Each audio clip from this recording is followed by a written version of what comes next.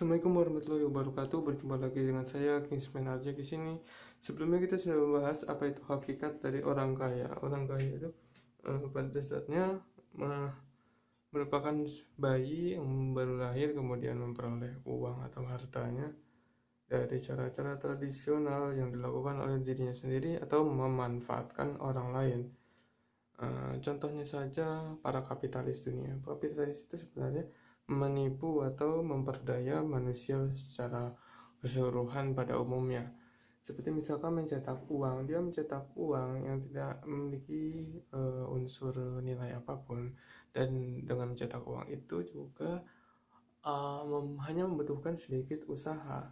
Namun, uang yang dipergunakan dari hasil percetakan tersebut dapat digunakan untuk mempekerjakan banyak orang dengan usaha yang cukup besar, bahkan sangat jauh lebih besar daripada usaha mencetak uang itu sendiri. Maka dari itu, orang-orang kaya yang tersentuh oleh kapitalisme global atau elit global, The Fed, World Bank, Bank Dunia, dan lain sebagainya, itu suatu bisa dikatakan orang kaya yang tidak memerlukan usaha apapun dalam memperoleh hartanya, sehingga dia dapat membelanjakan uangnya sesuka hati maupun mempekerjakan orang lain tanpa perlu risau akan resiko apapun. Maka dari itu saran saya, jika uh, ingin baik dalam kehidupan, saran saya bekerjalah terhadap perusahaan yang sudah terbacking atau terdukung oleh sistem kapitalisme global. Bekerjalah di perusahaan tersebut.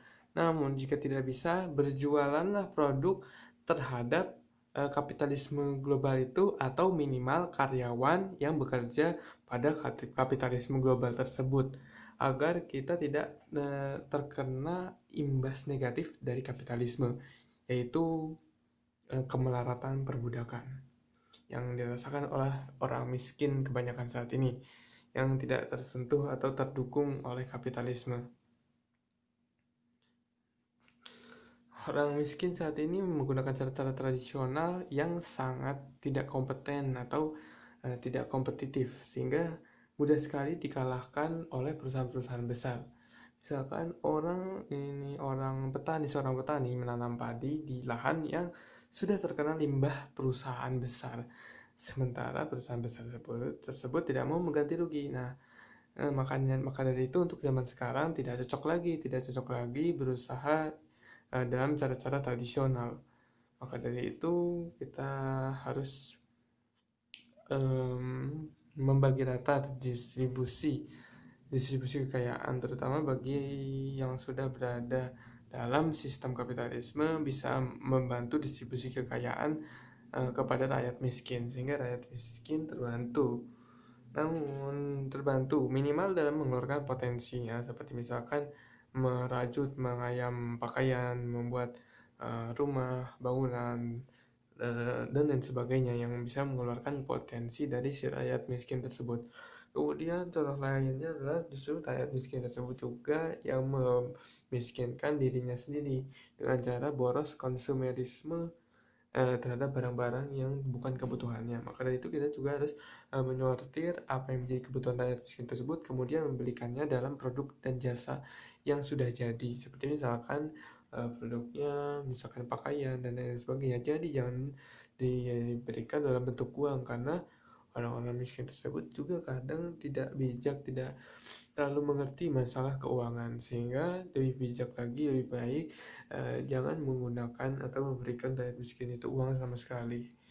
Jadi solusi yang tepat bukan menggunakan uang, tidak memberikan uang. Solusi yang tepat yaitu mendukung untuk memaksimalisir potensi dan tujuan hidupnya saja.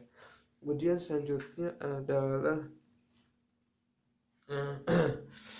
setelah kita bahas tentang rakyat miskin dan lain sebagainya, kita juga akan membahas tentang memanfaatkan si rakyat miskin ini untuk mengendalikan agar terkontrol.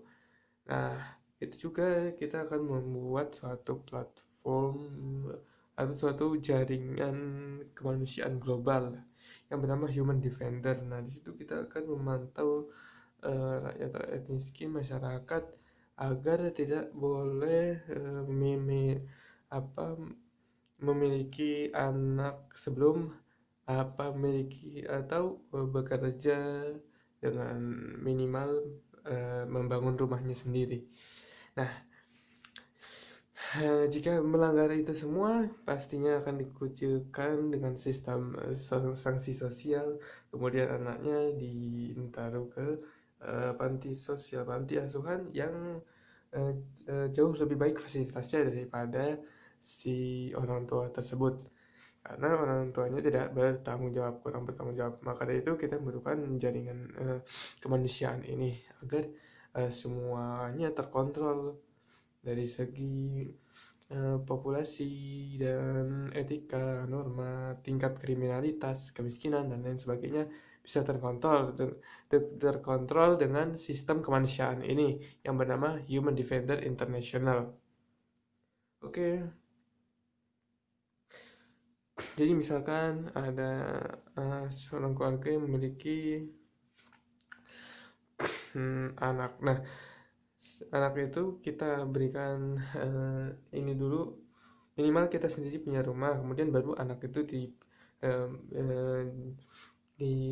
dibuatkan lapangan pekerjaannya supaya dengan target sekian-sekian dia bisa memiliki rumah mandiri dan mencari kebutuhan hidupnya sendiri, minimal dari kebutuhan dasarnya yang berupa pangan, sandang, papan, dan pangan atau kebutuhan primernya. Nah, bagi yang tidak memenuhi kriteria-kriteria tersebut atau persyaratan tersebut, maka akan dikenakan sanksi sosial. Nah, sanksi sosial ini nanti akan dipertaruhkan reputasi dan kredibilitasnya dalam track record yang sudah terekam secara digital dan akan diketahui oleh masyarakat luas secara keseluruhan. Oke, jangan lupa, terima kasih atas perhatiannya. Jangan lupa klik like, share, komen, dan subscribe. Jumpa lagi dengan video saya selanjutnya. Terima kasih sudah menonton. Thank you.